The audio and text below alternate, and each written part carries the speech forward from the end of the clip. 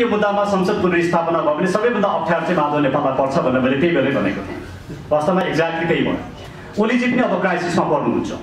ओलीजीले विश्वासको मत पनि लिन सक्नुहुन्न, उहाँलाई अविश्वासको मत पनि पारित हुँदैन। अब माधव नेपाल चाहिँ माओवादी केन्द्रमा पनि बस्न मिल्दैन, किनकि उहाँले एमालेबाट चुनाव लडेर आउनु भएको छ। बादलको सन्दर्भमा त्यही लागू हुन्छ, फेरि माधव नेपालको सन्दर्भमा मात्रै होइन। बादल र जो माओवादी केन्द्रका संसद सदस्य ओलीतिर आउनुभएको छ उहाँहरूको सन्दर्भमा त्यही लागू हुन्छ भन्ने मलाई लाग्छ। अब यदि उहाँहरूले नेकपाले बोलाएको, नेकपा एमाले बोलाएको संसदीय दलमा भाग लिनु भएन र त्यसको व्हिपलाई मान्नु भएन भने मैले देखेको विकल्प के उहाँको संसद सदस्यता जान्छु। सबभन्दा पहिला त म ऋषि धमलाजीलाई र रिपोर्टर्स क्लबलाई म धेरै धेरै धन्यवाद दिन चाहन्छु। संसद विघटन भएका दिन पनि उहाँले यसरी नै प्रेस मिट गर्नुभएको थियो। आज फेरि अर्को महत्त्वपूर्ण मुद्दा फागुन 23 गते हिजो निर्णय भएपछि आज प्रेस मिट गर्नुभएको छ। ऋषिजीको यो जुन सक्रियता छ त्यसको लागि म धेरै धेरै धन्यवाद दिन चाहन्छु। र मभन्दा अगाडि मेरा विद्वान मित्रहरूले यो विषयमा प्रकाश पारिसक्नु भएको छ। मैले बिडायजीलाई सुरुमै भनेको थिएँ तपाईँले बोल्नुहोस्, म तपाईँकोमा सहमत छ भनिदिन्छु। सिद्धि गरी भन्दाखेरि त्यसो भने त राम्रो हुन्थ्यो भन्नुभएको थियो। कतिपय कुरामा म सहमत छु। म ऋषिजीले राख्नुभएका दुई तीनवटा प्रश्नमा आउँछु। सबभन्दा पहिला म के निवेदन गरौँ भने अहिलेको यो जुन विवाद छ यो विवाद चाहिँ मुलुकमा भएको राजनैतिक असफलता, पोलिटिकल फेलियर। यो पोलिटिकल फेलियरलाई आपसी खिच्चातानी, संसदमा गर्ने समायोजन, दल परिवर्तन, यी सम्पूर्ण कुराले करेक्सन गर्न सक्दैन। त्यसैले आज मुलुक चाहिँ मेरो पहिलो भनाइ नै के हो भने राजनीतिक असफलतातिर गएको छ। यो राजनीतिक असफलता गराउनमा मुलुकका ठुला दल खास गरिकन नेकपा र यसका नेताहरू नै जिम्मेवार हुनुहुन्छ। त्यसैले राजनीतिक सफलताको बाटोमा जानका लागि नेकपाको विकल्प अब चाहिन्छ मुलुकमा भन्ने मलाई लाग्छ। म यति भनिसके पछाडि म तपाईँलाई केही कुराहरू, म दुई तीनवटा कुराहरू राख्छु। सबभन्दा पहिला ऋषिजीले जुन कुरा उठाउनुभयो यसमा पुनरावलोकन हुन सक्छ कि सक्दैन, जहाँ बिडायजीले पनि कुरा राख्नुभयो। यसमा सबभन्दा पहिला म टेक्निकल कुरा गर्छु। यसमा विपक्षी कसलाई बनायो भने 4 जनालाई बनायो। निर्वाचन आयोगलाई बनायो, नेपाल कम्युनिस्ट पार्टी नेकपालाई बनायो, अध्यक्ष खड्गप्रसाद ओलीलाई बनायो, अध्यक्ष पुष्पकमल दाहाललाई बनायो। अब अध्यक्ष पुष्पकमल दाहाल नेकपाका अध्यक्षको रूपमा, खड्गप्रसाद ओली नेकपाका अध्यक्षको रूपमा र नेकपालाई बनायो। मलाई लाग्छ निर्वाचन आयोग यसको पुनरावलोकनमा जाँदैन होला भन्ने मेरो अनुमान। खड्गप्रसाद ओली प्रधानमन्त्रीले, ओलीजीले हिजै भनिसक्नु भएको छ कि यो निर्णय हामी मान्छौँ भनेर भनिसक्नु भएको छ। उहाँ पुनरावलोकनमा रिभ्यूमा जानुहुन्छ भन्ने मलाई लाग्दैन। अब पुष्पकमल दाहालजी चाहिँ नेकपाको अध्यक्षको रूपमा मात्रै जान पाउनुहुन्छ, माओवादी केन्द्रको अध्यक्षको रूपमा पुनरावलोकनमा रिभ्यूमा जान पाउनुहुन्न। अब उहाँ अहिले नेकपाको अध्यक्ष नै होइन। नेकपा विधिवत रूपमा नेकपा छैन। नेकपाको अध्यक्ष भनेको चाहिँ ऋषि कटेल मात्रै हो। त्यो भएको कारणले गर्दाखेरि मैले टेक्निकल प्रब्लम के देखेको छु भने उहाँहरू रिभ्यूमा जान सक्ने टेक्निकल प्रब्लम मैले देखेको छु पहिलो। दोस्रो, उहाँहरू रिभ्यूमा जानुभयो भने पनि यदि अदालतले स्टे अर्डर दिएन भने त्यो निर्णय कार्यान्वयन हुन्छ। मैले रिभ्यूमा गएर स्टे अर्डर दिने सम्भावना कति होला त्यो त भोलि नै थाहा होला, तर मैले चाहिँ कम सम्भावना देख्छु। मैले जति जानेको बुझेको छु त्यो आधारमा हेर्दाखेरि मैले कम सम्भावना देख्छु, किनकि नेकपाको तर्फबाट निर्णय गरेर मात्रै उहाँहरू रिभ्यूमा जान सक्नुहुन्छ। अब नेकपाको तर्फबाट रिभ्यू नै हुन सक्दैन, निर्णय नै हुन सक्दैन। यसले गर्दाखेरि मैले रिभ्यूमा जाने र त्यसमा स्टे अर्डर आउने सम्भावना कम देखेको छु। यसर्थ अबको विकल्पहरू के हुन् भनेदेखि यो निर्णयले 3टा कुरा भन्यो। पहिलो कुरा के भन्यो भने नेकपा चाहिँ ऋषि कटेलजीको दल हो र यो अरूको दल होइन। ऋषि कटेलजी नै यसको वैधानिक व्यक्तित्व हो भनेर नेकपा, नेपाल कम्युनिस्ट पार्टी नेकपा ऋषि कटेलजीलाई दियो। अब यो भनिसके पछाडि सर्वोच्च अदालतको यो निर्णयले ऋषि कटेलजी बाहेकको अरूले नेकपा दाबी गर्न सक्दैन, नम्बर 1। नम्बर 2, यदि तपाईँ माओवादी केन्द्र र नेकपा एमाले तपाईहरु सँगै एउटै दल बनाएर जान चाहनुहुन्छ भने निर्वाचन आयोगमा गएर राजनीतिक दलसँग सम्बन्धित ऐन लगायतका ऐन कानुनहरू भित्र रहेर तपाईहरु प्रक्रिया अगाडि बढाउनुहोस् भन्यो, जुन स्वागतयोग्य निर्णय जस्तो मलाई लाग्छ। अब व्यावहारिक रूपमा हेर्दाखेरि उहाँहरू सँगै मिलेर गएर अब हामी एकताबद्ध छौं र एकताबद्ध रूपमा दल गठन गर्छौं, नयाँ दल भन्न जान सक्ने अवस्था मैले व्यावहारिक रूपमा म देख्दिनँ। अब तेस्रो के भन्यो यो फागुन 23 गतिको निर्णयले भने यदि तपाईहरु त्यसरी जानुहुन्न भने तपाईहरु पुरानै अवस्थामा फर्किनुहुन्छ। नेकपा एमालेमा फर्किनुहुन्छ, माओवादी केन्द्रमा फर्किनुहुन्छ भन्नुभयो। अब यो निर्णयले हिजोको विघटनसँग सम्बन्धित निर्णयले मुलुकमा ठुलो राजनीतिक अस्थिरता सृजना गरेको थियो। सबभन्दा ठुलो समस्या त प्रचण्डजीहरूलाई थियो, किनकि नेपाली काङ्ग्रेस र जनता समाजवादी दलले जसपाले के भन्यो भने तपाईँले अविश्वासको प्रस्ताव राख्नु भएको छ, तर तपाईँको दल कुन हो? तपाईँ धारा 76 को कुन उपधारा अन्तर्गत सरकार बनाउने? किन धारा 76 1 को सरकार प्रधानमन्त्री ओलीको सरकार भनेर रिजोल्युसनकै निर्णयमा बोल्यो। धारा 76 2 मा जान तपाईँको दल हुनुपर्छ, तपाईँसँग दल छैन भनेपछि उहाँको अविश्वासको प्रस्ताव सङ्कटमा थियो र त्यो अविश्वासको प्रस्ताव फेरि आफ्नै दलको विरुद्धमा अविश्वासको प्रस्ताव ल्याउन नपाइने सर्वोच्च अदालतको त्यो निर्णयलाई हेर्दाखेरि पनि देखिन्छ उहाँहरू सङ्कटमा हुनुहुन्थ्यो। प्रचण्डजीहरूलाई त्यो सङ्कटबाट मुक्त गर्ने काम हिजोको निर्णयले गर्यो भने मलाई लाग्छ। तर अब उहाँहरूको हिजोको बिडारीजीसँग कहाँ सहमत छु भने जसले हामीहरूसँग यत्रो रस्साकसी गरेर उहाँले भन्नुभयो संसद पुनर्स्थापना गराउनुभयो, उहाँले नै संसदको पहिलो बैठक चाहिँ बहिष्कार गर्नुभयो, छोडेर हिँड्नुभयो। जबकि विषय के थियो भन्दाखेरि अध्यादेशको कुरा थियो। अध्यादेश त उहाँले संसदबाट खेल गराएको हामीले संसद अधिवेशन छोड्न हुँदैन थियो। यसले उहाँहरूको पोलिटिकल माइन्ड सेट देखाउँछ, उहाँहरूको प्रवृत्तिलाई देखाउँछ। त्यसैले उहाँहरूको यो राजनीतिक असफलताको जुन चरित्र छ त्यो संसदभित्र पनि देखिसकेको अवस्था छ। त्यसैले सबभन्दा राम्रो मैले देखेका केही विकल्पहरू म राख्छु। पहिलो विकल्प उहाँहरू एमाले सत्तामा छ अहिले, किनकि प्रधानमन्त्री ओली एमालेमा हुनुहुन्छ र एमालेको हिजोको जुन संरचना थियो अध्यक्ष, उपाध्यक्ष, महासचिव, मलाई लाग्छ महासचिव ईश्वर पोखरेलजी हुनुहुन्थ्यो होला जस्तो मलाई लाग्छ, उहाँहरू त्यही संरचनामा जानुहुन्छ। अब हिजोदेखि उहाँहरू एमाले हो। भीमरावजीले हिजो संसदमा क्वेसन उठाउनु भयो प्रधानमन्त्रीजी तपाईँको कुन दल हो भनेर। म भीमरावजीलाई सोध्न चाहन्छु, भीमरावजी तपाईँको कुन दल हो? अब उहाँहरू दुवैजना हाम्रो दल हो भन्नुपर्छ। यो उहाँहरूको नैतिक दायित्व। भीमरावजीले पनि भन्नुपर्छ, प्रधानमन्त्रीले पनि भन्नुपर्छ। प्रधानमन्त्रीले हिजो भन्नुभयो जस्तो लाग्छ एमाले भनेर, तर त्यति भन्दा पर्याप्त छैन। उहाँले संसदमा हामी एमाले हौँ भन्नुपर्छ।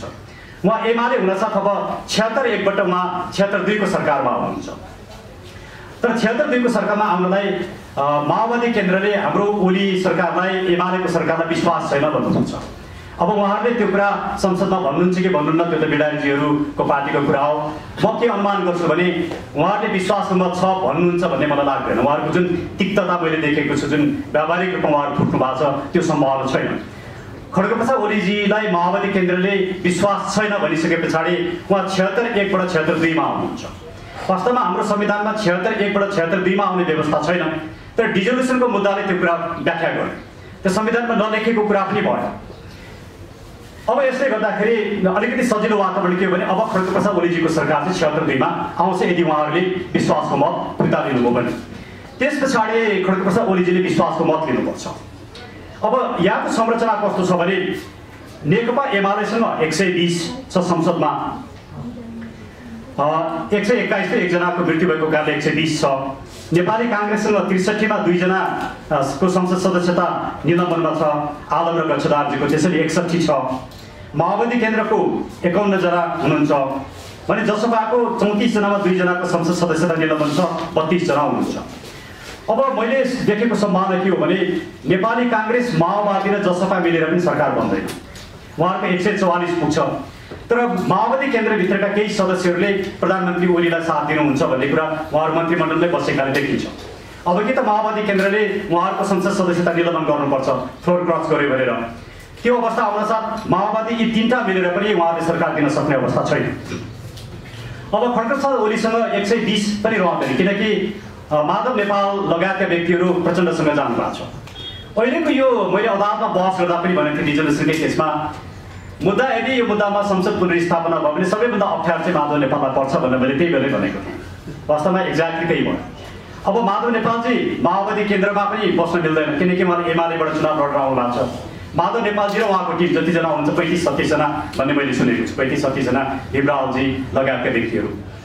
अब यदि उहाँहरूले नेकपा एमाले बोलाएको संसदीय दलमा भाग लिनु भएन र त्यसको व्हिपलाई मान्नु भएन भने मैले देखेको विकल्प के उहाँको संसद सदस्यता जान्छु।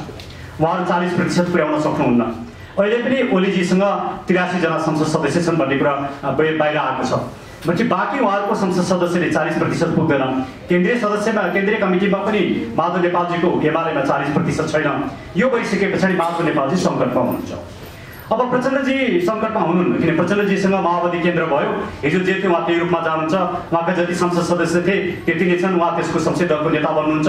अब उहाँलाई अविश्वासको प्रस्ताव राख्न पनि बाटो खुल्यो, सरकार बनाउनको लागि विभिन्न किसिमको त्यहाँभित्र संरचनामा जानका लागि विभिन्न दलहरूसँग मिल्न पनि उहाँलाई बाटो खुल्यो। मलाई लाग्छ यो निर्णयको सबैभन्दा फर्चुनेट मान्छे चाहिँ प्रचण्डजी हो। ओलीजी पनि अब क्राइसिसमा पर्नुहुन्छ। ओलीजीले विश्वासको मत पनि लिन सक्नुहुन्न, उहाँलाई अविश्वासको मत पनि पारित हुँदैन। त्यो भइसके पछाडि अन्ततः फेरि मुलुक धारा 76(5) पुग्छ, अर्थात् त्यसको अर्थ संसद विघटनमा जान्छ। संसद विघटनमा गइसके पछाडि आउँदो मङ्सिर पुसतिर सायद निर्वाचन हुन्छ। अन्ततः सर्वोच्च अदालतले संसद विघटनको लाई खारेज गरेर जसरी पुनर्स्थापना गरेको थियो त्यो निर्णयले काम गर्न नसक्ने अवस्थामा पुग्छ। मैले त हिजो पनि भनेको थिएँ कि सर्वोच्च अदालतले गरेको निर्णयलाई सबैले मान्नुपर्छ, तर त्यो गलत निर्णय छ। त्यसैले त्यो निर्णय गलत थियो र अब त्यसको प्रभाव चाहिँ राजनीतिक रूपमा एक किसिमको अस्थिरता सिर्जना गर्ने जसरी देखियो त्यसको अन्त्य हुन जरुरी छ। र त्यो अन्त्य भनेको या त निर्वाचनले गर्छ या त यो राजनीतिक असफलताको विकल्प खोज्नुपर्छ, सिस्टेमिक चेन्ज खोज्नुपर्छ। बिडारीजीले राम्रो कुरा भन्नुभयो, यो चाहिँ सिस्टेमिक क्राइसिस हो भन्नु उहाँले जुन भन्नुभयो, मलाई पनि त्यही लाग्छ। अहिलेको क्राइसिस चाहिँ सिस्टेमिक क्राइसिस हो। त्यो सिस्टेमिक क्राइसिसलाई एउटा निर्वाचनले समाधान गर्न सक्छ, अर्को यो सिस्टमले चेन्ज गर्नुपर्छ। अब सिस्टम चेन्ज गर्नको लागि विप्लवजीहरू जुन आउनु भएको छ, हतियार छोडेर त्यो राम्रो कुरा हो, तर हतियार बुझाउनु भएको छैन। उहाँहरूको पनि क्लियर प्लान छैन। उहाँहरूको प्लान भनेको मिलिजुली एउटा सरकार बनाऊ, राजावादी पनि ल्याउँ भन्नेसम्मको कुरा मैले सुनेको छु। तर सरकार बनाउनु मात्रैले सिस्टमिक चेन्ज गर्दैन, किनकि त्यो त अहिले संसद डिजल्भ नभएसम्म विप्लवजी सरकारमा जान सक्नुहुन्न। संसद डिजल्भ भइसके पछाडि निर्वाचन हुन्छ, 6 महिनाभित्र निर्वाचन गर्नुपर्छ। 6 महिनाको लागि जाने सरकारले मुलुकको राजनीतिक समस्याको समाधान दिन सक्दैन। त्यसैले विप्लवजीहरूको जुन पोलिटिकल प्लान छ त्यो धेरै कच्चा जस्तो मलाई लागिराखेको छ। यो समग्र परिस्थितिलाई हेर्दाखेरि अब यदि उहाँहरू साँच्चीकै उहाँहरूको गणतन्त्रलाई बचाउन चाहनुहुन्छ भने एमाले स्वीकार गर्ने, माओवादी केन्द्रले माओवादी केन्द्र स्वीकार गरेर संसदभित्र केही रूपमा बस्ने, त्यो उहाँहरूको लागि सबभन्दा उत्तम विकल्प हो। तर उहाँहरूको राजनैतिक जुन परिदृश्य देखिन्छ त्यो हेर्दाखेरि उहाँहरूले संसद पनि चल्न नदिने। अब एउटा समस्या चाहिँ छ। एउटा समस्या के छ भने हिजो उपनिर्वाचनमा आएका सांसदहरू अब कता जाने र माथिल्लो सभामा बिडारीजीले 19 जना भन्नुभयो, उहाँले भनेकै कुरा करेक्ट होला। 19 जना जुन नेकपाको तर्फबाट आउनु भएको छ उहाँहरू कता जाने भन्ने समस्या छ। अब यो समस्या समाधान गर्नका लागि ऐनहरूमा परिवर्तन गर्नुपर्छ, खास गरिकन राजनीतिक दलसँग सम्बन्धित ऐन लगायतका अन्य ऐन नियमहरूमा संशोधन गर्नुपर्छ। अब यो संशोधन गरेर त संसदको बैठक चल्नु पर्यो। उहाँहरू संसदको बैठक चल्न दिने अवस्थामा हुनुहुन्न। संसदको बैठक नचलेपछि ऐन बन्न सक्दैन। ऐन नबनिसकेपछि यो समस्या जस्ताको तस्तै रहन्छ। यो समस्यालाई जस्ताको तस्तै राख्ने भूमिका उहाँहरूले नै खेल्नुहुन्छ।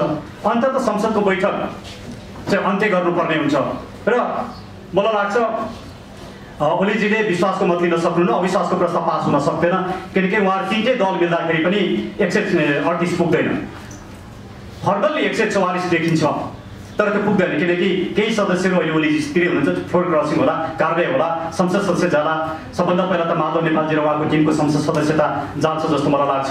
त्यसैले यो पोलिटिकल बिकेरी, यो जुन झगडा छ यो झगडाले मुलुकलाई अस्तव्यस्त बनाउँदैछ। तर वैकल्पिक शक्ति पनि मैले देखिराखेको छैन। एउटा सशक्त वैकल्पिक शक्ति आउनुपर्छ। यस्तो अवस्थामा विकल्प दिने शक्तिले यी विकल्प पनि बन्नु पर्यो र त्यो विकल्प आइसके पछाडि पिपुलले त्यसको विषयमा छलफल गर्ला र एउटा राजनीतिक परिवर्तनको माहौल बन्ला। तर यतिकै चाहिँ यसरी नै अब यो सरकार, यो व्यवस्था यसरी चल्छ जस्तो मलाई लाग्दैन। केन्द्रीय कमिटी छँदैछ, विधान छँदैछ, सबै चिज छँदैछ, त्यो लगेर निर्वाचन आयोगमा लगेर दिएपछि त्यो चाहिँ कुनै अर्को नाम राखेर त्यही कमिटीले निरन्तरता दिन सकिन्छ भन्ने उहाँको दाबीमा कति सत्यता छ, कति सम्भावना छ? त्यो सम्भावना के हो भने उहाँहरू पहिला त खड्गप्रसाद ओलीजी र प्रचण्डजीको बैठक बस्नु पर्यो, अनि उहाँहरूले निवेदन लिएर जानु पर्यो। त्यो बैठक भनेको माओवादी केन्द्र र नेकपा एमालेको हुन्छ, नेकपाको हुँदैन, किनकि अब नेकपा उहाँहरू होइन। उहाँहरूको बैठक बस्नु पर्यो। त्यो बैठक बस्ने सम्भावना मैले राजनीतिक अहिलेको परिदृश्यमा देखेको छैन, त्यो सम्भावना देखेको छैन। त्यसैले निर्वाचन आयोगमा गएर फेरि उहाँहरूले नयाँ दल, एकीकृत दल बनाउनु होला, म त्यो सम्भावना देख्दिनँ। त्यो चाहिँ गुड विस हो, एउटा राम्रो इच्छा चाहिँ हो, तर इच्छा गर्नु मात्रै अहिलेको अवस्थामा पर्याप्त छैन। नाम परिवर्तन गरेर जान सक्ने सम्भावना त्यस्तो हुँदा त्यसले ल्याउने समस्या हो। त्यसको लागि प्रचण्डजी र ओलीजी मिल्नु पर्यो पहिलो शब्द। उहाँहरू मिल्न सक्ने अवस्था छ कि छैन हामी यथार्थको कुरा गरौँ न। हामीले चाहेको कुरा प्रचण्ड मिलेको भरमा नाम परिवर्तन हुँदैन होइन। उहाँहरू मिलेर अर्को नाम राख्न जान सक्नुहुन्छ। हामी एउटै दल बनौँ, हामी अब यो विवाद नगरौँ, उहाँहरूले त्यो ठाउँमा आउनुभयो भने उहाँहरूको नयाँ दल बन्न सक्छ, त्यसमा त विवादै छैन। मैले भन्नु खोजेको ओली समूह एउटा समूह भयो र प्रचण्ड माधव नेपाल समूह अर्को, जुन असरी अहिले उहाँहरू समूह होइन दल, नेकपा एमाले र माओवादी केन्द्र, उहाँहरू समूह होइन अहिले दल भइसक्यो। अब माओवादी केन्द्र भन्ने नाम परिवर्तन गरेर उहाँहरू कुनै ढङ्गले ती सांसद जो चाहिँ एमालेबाट आएका थिए ती सांसदलाई यतातिर एक्सेप्ट गर्न सक्ने सम्भावना छैन, किनभने 40% एमालेबाट 40% केन्द्रीय कमिटीमा र सङ्घीय संसदमा 40% पुर्याएर आउनुभयो भने चाहिँ त्यो दल त्याग गरेको हुँदैन, उहाँहरूको संसद सदस्यता जाँदैन। तर माधव नेपाल र उहाँको टिमसँग 40% मैले चाहिँ देखेको छैन, उहाँहरूसँग 35 जना छन् भन्ने मैले सुनेको छु। अब यो सम्मानना चाहिँ 35 जनाले पनि उहाँलाई छोड्छन् भनेपछि उहाँले 40% पुर्याउन सक्नुहुन्न। या त माधव नेपालजी अब खड्गप्रसाद ओलीसँग गएर मैले गल्ती गरेँ, अब हामी मिलेर जाउँ भन्नुपर्ने हुन्छ। उहाँले त्यो भन्ने उदारता देखाउनु भयो भने एमाले हिजोको इन्ट्याक्ट रहन्छ। उहाँले त्यो उदारता देखाउनु भएन, उहाँ माओवादी केन्द्रलाई नै समर्थन गर्छु भन्नुभयो भने ओलीजीहरूले उहाँलाई संसदीय दलबाट कारवाही गर्नुपर्ने हुन्छ, उहाँहरूको संसद सदस्यता जान्छ, दल त्याग गरेको मानिन्छ, उहाँले भोटिङ गर्न पनि पाउनुहुन्न। मैले यो अवस्था बादलको सन्दर्भमा त्यही लागु हुन्छ, फेरि माधव नेपालको सन्दर्भमा मात्रै होइन, बादल र जो माओवादी केन्द्रका संसद सदस्य ओलीतिर आउनुभएको छ उहाँहरूको सन्दर्भमा त्यही लागु हुन्छ भन्ने मलाई लाग्छ। जस्तो विगतमा गरेका डकुमेन्टेसन जुन एमाले र माओवादीले गरेका कुनै काम लागेन, नयाँ बनाउनु पर्ने त्यसको काम छैन, अब त्यो त सिद्धिसक्यो, किनकि उहाँहरू अब नेकपा होइन, नेपाल कम्युनिस्ट पार्टी नेकपा उहाँहरू होइन, अब त्यो चाहिँ अर्कैसँग गइसक्यो। उहाँहरू चाहिँ अब एमाले हो, उहाँहरू माओवादी केन्द्र हो, यो कुरालाई स्वीकार गर्नुपर्छ। अहिले पछिल्लो जुन राजनैतिक परिघटना देखियो नि, नेपाली राजनीतिक दलले राजनीतिक तालुबेच चाहिँ राम्रो जानेको रहेछ भन्ने देखिन्छ है, राजनीतिक विश्लेषक नै यहाँ भएकोले मैले यो त हामी सबैको सानो प्रश्नै छ नि। उहाँहरूले संविधानलाई पालन गरिदिएको भएदेखि कानुनको शासनभित्र रहेको यो समस्या आउँदैन। उहाँहरूको विवादको त छोटो कुरा छ नि, म पनि प्रधानमन्त्री हुनु पऱ्यो, म पनि पार्टीको अध्यक्ष हुनु पऱ्यो, म केही पनि छोड्दिनँ, विवाद त यति हो नि, यो पनि ठुलो विवादै थिएन। यति सानो विवादले उहाँले सिङ्गो मुलुकलाई राजनीतिक असफलताहरू पुर्याउनु भयो। त्यसैले अब विगतमा जुन माधव नेपाललाई चाहिँ अलिकति अप्ठ्यारो पर्छ भन्ने देख्नुभएको थियो, यो अप्ठ्यारोको हद कहाँसम्म पुग्ला जस्तो लाग्छ तपाईँलाई? उहाँको संसद सदस्यता समाप्त हुन सक्छ।